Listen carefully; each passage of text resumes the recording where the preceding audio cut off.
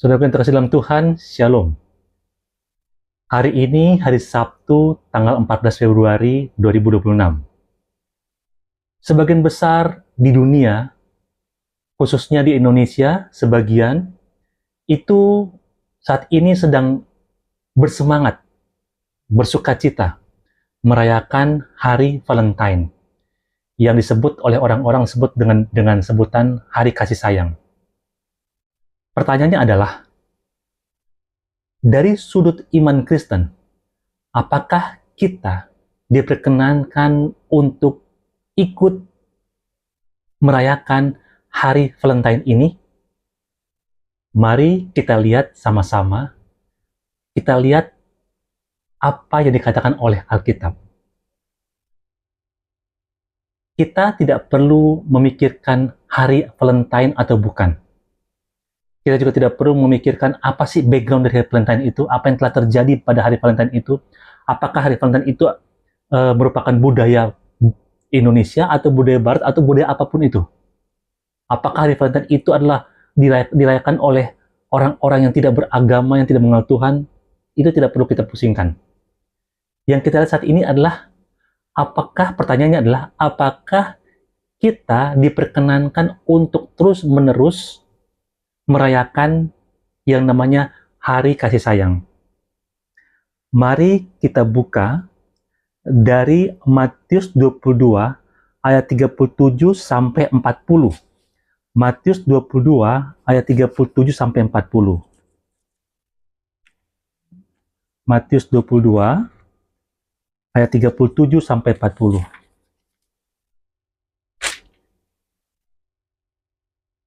Saya membuka dari Alkitab Terjemahan Baru Kedua.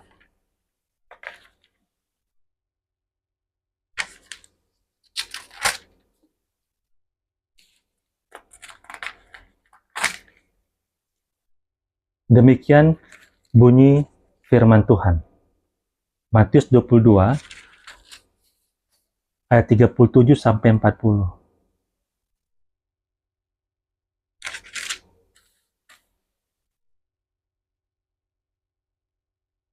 Dengan judul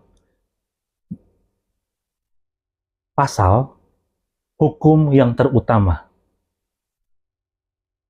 Jawab Yesus kepadanya, "Kasihilah Tuhan Allahmu dengan segenap hatimu, dengan segenap jiwamu, dengan segenap akal budimu." Itulah perintah yang terutama dan yang pertama. Perintah yang kedua yang sama dengan itu ialah, "Kasihilah samamu manusia seperti dirimu sendiri." Pada kedua perintah inilah tergantung seluruh hukum Taurat dan kitab para nabi. Artinya, merayakan Hari Kasih Sayang, bukan Hari Valentine ya, tapi Hari Kasih Sayang, hari di mana kita memberikan kasih kita, rasa sayang kita kepada sesama manusia, dan juga pada Tuhan, itu adalah perintah yang terutama. Dikatakan di sini, jawab Yesus kepadanya, "Kasihilah Tuhan Allahmu dengan segenap hatimu."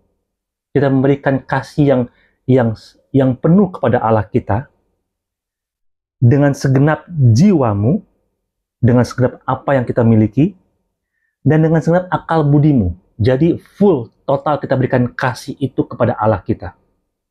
Apakah cuma cukup sampai sini? Tidak ternyata. Ada. Ayat 39. Perintah yang kedua, yang sama dengan itu ialah, "Kasihilah sesamamu manusia seperti dirimu sendiri."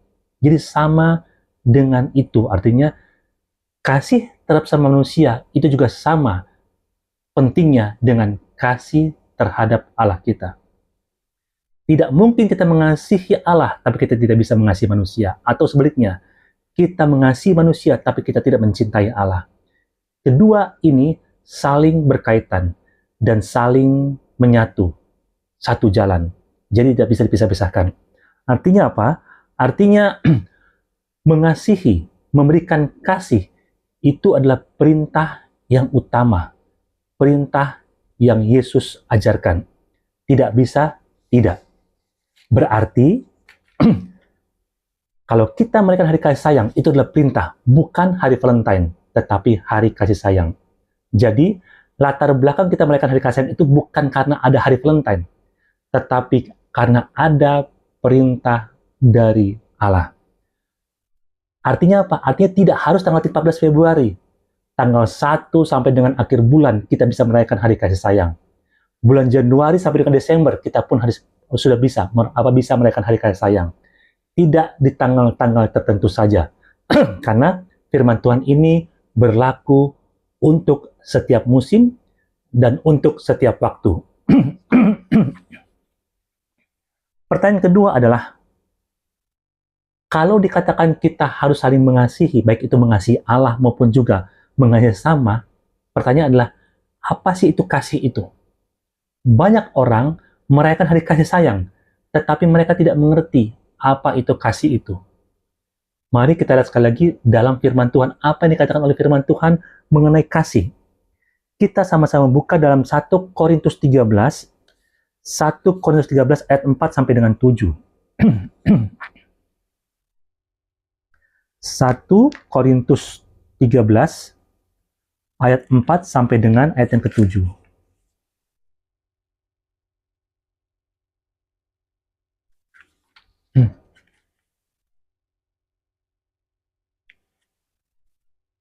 Satu Korintus 13 ayat 4 sampai ke-7. Demikian bunyi firman Tuhan dengan judul perikop kasih. Kasih itu sabar. Kasih itu baik hati. Ia tidak cemburu. Ia tidak memegahkan diri dan tidak sombong. Ia tidak melakukan yang tidak sopan dan tidak mencari keuntungan diri sendiri. Ia tidak pemarah dan tidak menyimpan kesalahan orang lain. Ia tidak bersuka cita karena ketidakadilan, tetapi karena kebenaran. Ia menahan segala sesuatu, percaya segala sesuatu, mengharapkan segala sesuatu, sabar menanggung segala sesuatu. Kasih itu berkesudahan. Kasih tidak berkesudahan, tetapi nubuat akan berakhir. Bahasa lidah akan berhenti. Pengetahuan akan lenyap. Itulah definisi kasih.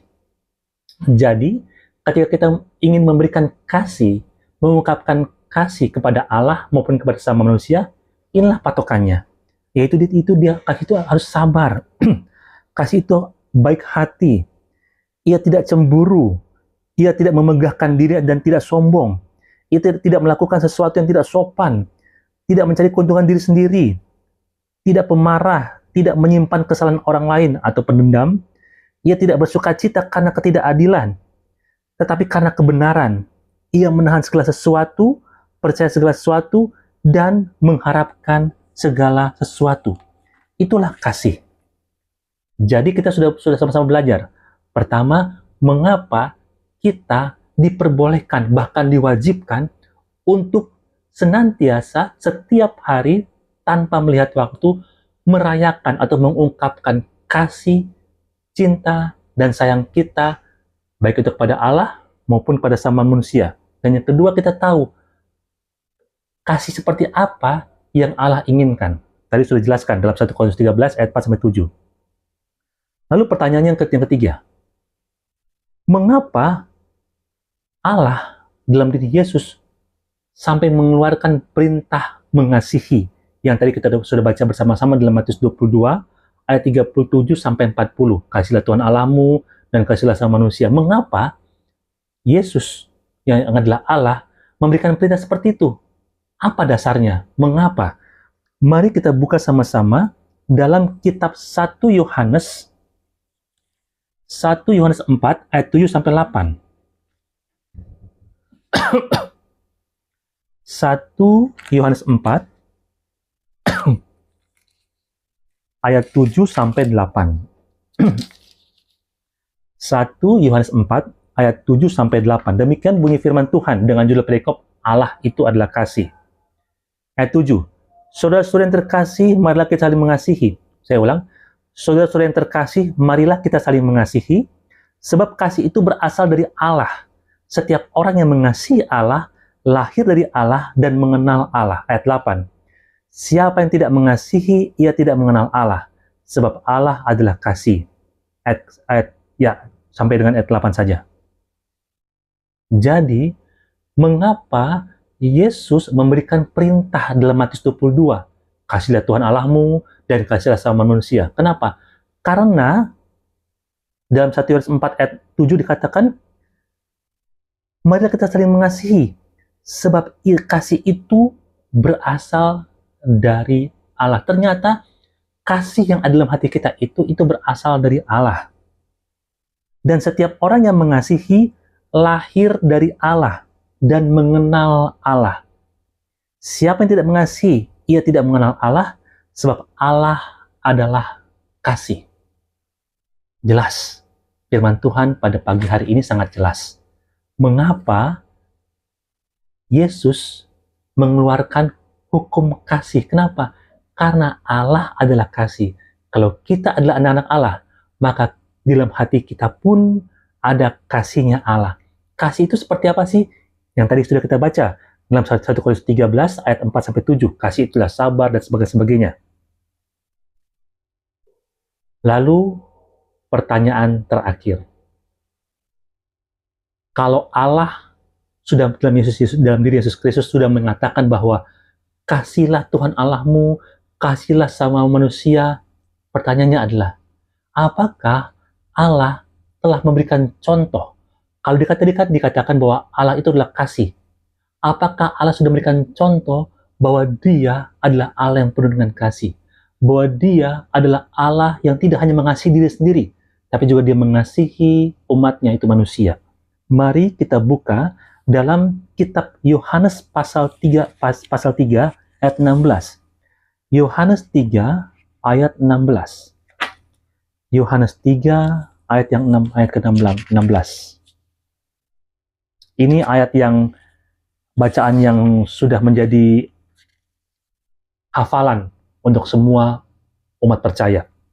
Yohanes 3 ayat 16. Demikian bunyi firman Tuhan.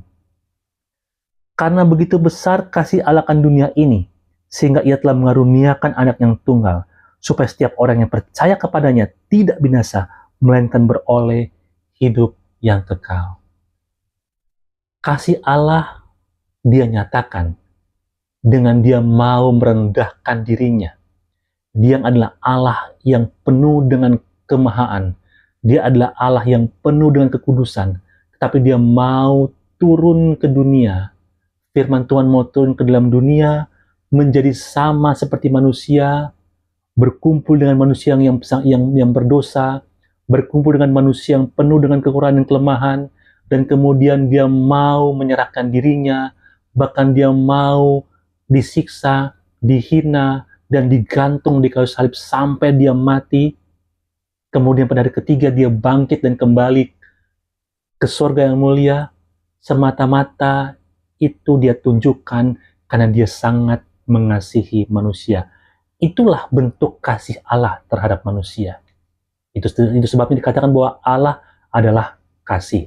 Allah adalah sumber dari kasih itu.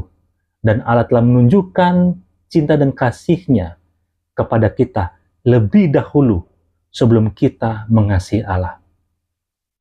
Jadi, saudara terkasih dalam Tuhan, kita diperbolehkan untuk apa? Untuk merayakan hari kasih sayang. Itu adalah perintah Tuhan. Tapi bukan dalam rangka hari tertentu. Bukan dalam rangka hari Valentine atau hari apapun, bukan. Kita diminta untuk terus-menerus merayakan hari kasih sayang. Merayakan dalam artian kita mengekspresikan kasih kita pada Allah, kasih kita pada manusia, setiap hari tanpa memandang hari tertentu.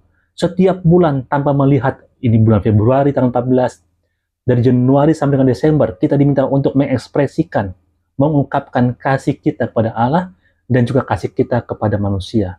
Kasih yang seperti apa? Apa definisi kasih? Yang tadi sudah sama-sama kita bacakan dalam kitab 1 Korintus. Puji Tuhan, biarlah firman Tuhan semakin membuat kita mempunyai dasar yang kuat dalam kita merayakan hari kasih sayang. Tuhan berkati. Amin.